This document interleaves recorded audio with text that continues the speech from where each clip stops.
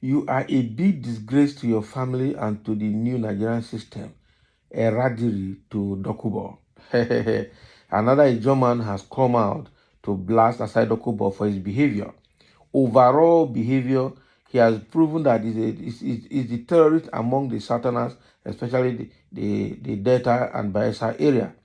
That is the truth. He talks recklessly, he talks without control, he talks without reasoning, and he talks anyhow. And now he has talked himself into trouble, even though we know the state of the oil in Nigeria, even though Nigerians have their suspect about people that are behind oil theft. He has gone to Abuja now to indict and blame the military. And the military has dared him to bring out the names of those people he thinks are behind it, and then they will handle it. And now, because he has he's going around with carrying arms, he thinks he can equate himself with the military. Coupled with the fact that he had debunked that the military is fighting security, that or rather is himself and his men are the people fighting insecurity. This guy will put himself in fire. That is the truth. And so one of the Ijaw counterparts has now come out to lash him because he's very, very unreasonable, and he's saying it's a disgrace to his family and to the new Nigerian system. Asari Dokubo, who claimed that the military was complicit in oil theft in Niger Delta, was refused by Udeng's Eradiri, the former head of the Ijaw Youth Council worldwide. In an interview with Arise, Eradiri highlighted that attempting to stop the military's oil theft operations in Niger Delta region would put them at risk of being shot. Eradiri also emphasized that the government has already heard similar reports from prior governors. Thus, these accusations are not new to the administration. He disclosed that some people frequently spend a lot of money hoping to be stationed in the Niger Delta region, and they get upset when they are sent to the northern areas instead.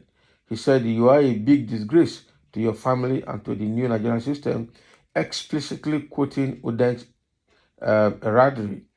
Okay, normally it would be the Nigerian military, but you are aware of the situation in the nation. Everyone is now on their own, okay, responsible for providing their safety, comfort, and way of life. Right now, survival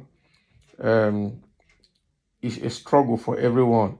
The Nigerian military is hopeless, and what Asari said yesterday is not news. The Ijaw Youth Council has also responded to whatever the current government has brought up in the past. Allegations of persons paying significant sum of money to be posted to the Niger Delta throughout the years, then complaining when they are sent to the north are common. So all those allegations are common. That's what he's trying to say here. So what is disgraceful here about Asari Dokubo? I thought this man was going to tell Asari Dokubo to stop talking anyhow in the public. Okay, he's only coming out now to say what Asari Dokubo is saying is no news. So we know that it's no news. Is that enough to say that it's a disgrace to his family and a disgrace to New Nigeria? I don't think that is true. Okay, what would say there will be a disgrace on the part of Asari Dokubo is the way, the spate of his talking recklessly, without control, behaving as if he is equal to Nigeria. Right now, with the address he made recently talking about this in Abuja, he had Nigerian coat of arms, just hanging behind him, and that is what people are questioning. Who is this man in government to be addressing Nigerians with Nigerian coat of arms hanging behind him? Is he a government official? Who ordained him? Who commissioned him? Who is he in his capacity, okay, to address Nigeria as if he's a president of his own, or as if he's a government official? I think it's only the president that is allowed to address Nigerians with Nigerian coat of arms hanging behind them, and not any other person. And so if we are to x-ray what Asari Dokubo has done doing that, is almost equivalent to treasonable felony, okay, for impersonating himself as a significant figure that is equal in effect to that of a president. That is it. He has no right to have Nigerian coat of arms hanging behind him while he's talking. Meanwhile, what he's saying is also not a news to Nigerians. Okay, so Asari Dokubo should, stop talking recklessly, even though the issues are obvious.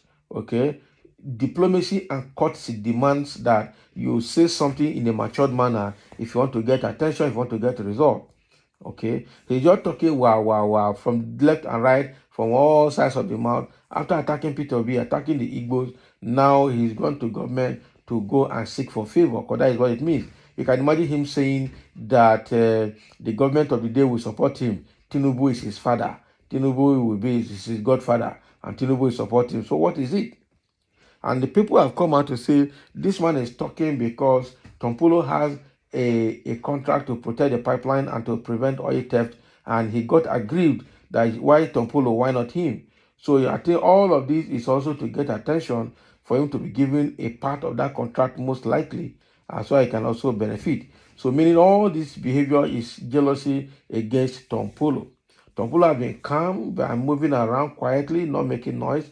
But I can see that Asari Dokubo and power are not good enough. If you give Asari Dokubo an iota of power, he will blow it out of proportion and he will become something else. This guy is just a vocalist that should just be put aside and probably be silenced because he talks anyhow, talks uncontrollably. That is the truth. So let's get a few comments here before I wrap up this session. Somebody saying previous games, okay. For this comment now, this man is fighting for good of Nigeria. He said what he saw. This is not a news, that is the truth. Honestly, it's a disgrace to his 4 wives and the nation at large. Every time on air, talking nonsense, he deserves all insults and humiliation. Okay, for saying the truth. Yes, he said the truth about the issue of oil theft, but the fact remains that he doesn't have manners in his approach to things. Okay, same with oil subsidy. The government of Nigeria has never been sincere. Who pays subsidy into the wrong hands? Government. Who can pay it into the right hands for Nigeria to benefit? Government. So who refuses to publish the names of those who misappropriated oil subsidy? Same government. That thanks to Peter Obi and Dati Ahmed, okay, for showing us that a new Nigeria devoid of political terrorism is achievable. Nigerians and Nigeria shall be free. It is a matter of time. And that is true. That is what we know. Okay? So that is a problem. Somebody say, why can't you meet Escobar if you are AI Capone? Eh? Very stupid and arrogant. That is Asari Dokubo. Yes, very stupid and arrogant. Okay, he has been planted by APC in the South now to cause disintegration. In fact, I see him like a small terrorist, a commissioned terrorist like Boko Haram within the southern region. The same way the Boko Haram and the terrorists in the north can misbehave and then nobody can arrest them is the way this guy is misbehaving in the south and thinking that nobody can arrest him. But I know that his cup will be full one day. So thank you for listening, and let's have a comment.